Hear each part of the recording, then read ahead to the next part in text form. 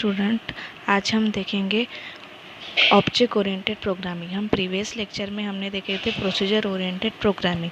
अब हम देखेंगे object oriented programming language. Object oriented programming language is a high level language. अब हम देखेंगे कि ऑब्जेक्ट ओरिएंटेड प्रोग्रामिंग क्या है। Object oriented programming was introduced to overcome the flaws in the procedural approach to the programming. Programming के लिए हम use करते हैं ऑब्जेक्ट ओरिएंटेड प्रोग्रामिंग। प्रोसीजर और ओरिएंटेड प्रोग्रामिंग के object oriented programming is based on the objects. इसमें हम objects use करते हैं। The object-oriented program such as a lack of reusability and maintainability। हम यहाँ पे reuse कर सकते हैं object-oriented programming in C++।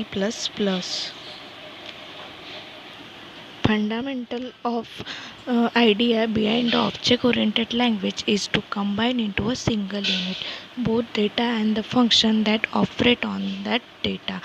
हम data इसमें use करते हैं the single unit। इसमें हम ऑब्जेक्ट ओरिएंटेड लैंग्वेज में such a unit is called an object. Unit को ही हम क्या बोलते हैं, ऑब्जेक्ट बोलते हैं ऑब्जेक्ट ओरिएंटेड प्रोग्रामिंग में। Object oriented programming in object oriented programming, problem is divided into the number of entities called object and then build a data and function around this object। तो हम object oriented programming में हम objects use करते हैं, उसमें हम entities use करते हैं। Data function and the objects are use in the C++। It ties the data more closely to the function that operate on it and protect it from the accidental modification from the outside function। तो हम function को कैसे modify कर सकते हैं, operate कर सकते हैं इसमें C++ में। The data of an object can be accessed only by the function associated with that object। तो डेटा एंड ऑब्जेक्ट को हम एक्सेस कर सकते हैं, हम कहाँ पर भी यूज़ कर सकते हैं। हमने से बोला है कि रीयूजेबिलिटी हम इसमें यूज़ कर सकते हैं। The communication of the objects done through the function.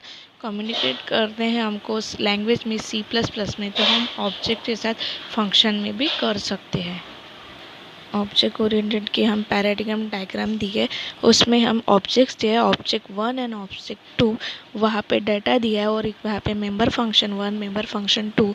One objects belong to second object and one object belongs to third object. हम किससे भी साथ रिलेट कर सकते हैं ऑब्जेक्ट को।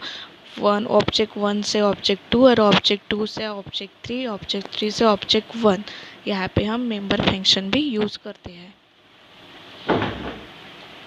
अब हम ऑब्जेक्ट ओरिएंटेड के प्रोग्रामिंग के कैरेक्टरिस्टिक्स सीखेंगे। तो फर्स्ट कैरेक्टरिस्टिक्स है ऑब्जेक्ट ओरिएंटेड प्रोग्रामिंग का, emphasis on data rather than the procedure. हम प्रोसीजर इसमें फाइंड आउट करते हैं rather than data.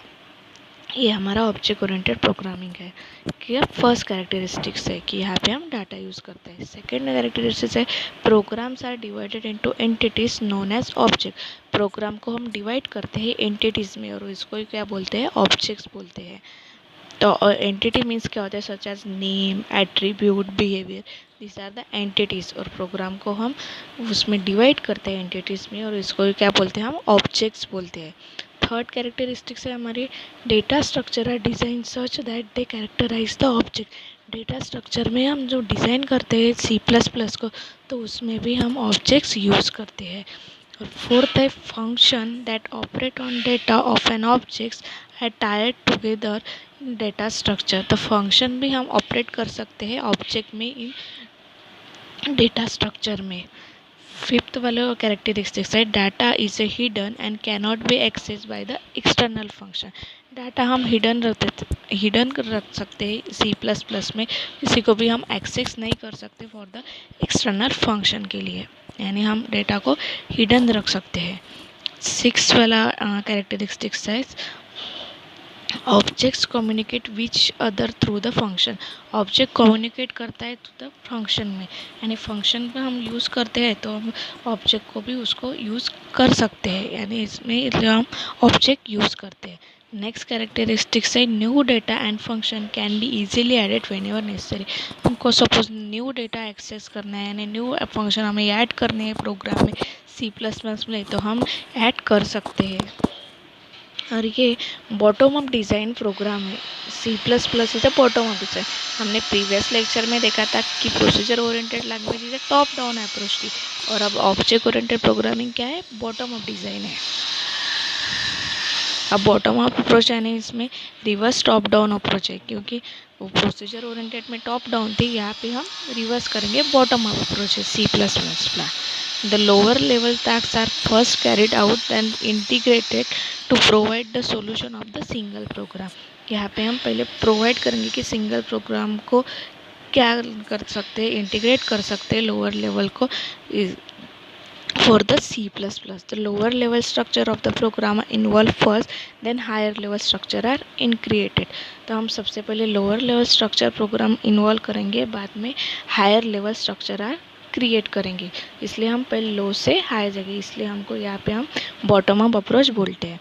It promotes the code reuse. यहाँ पे हम कोड को रीयूज कर सकते हैं, यानी हमारी जो कोडिंग है यहाँ पे हमें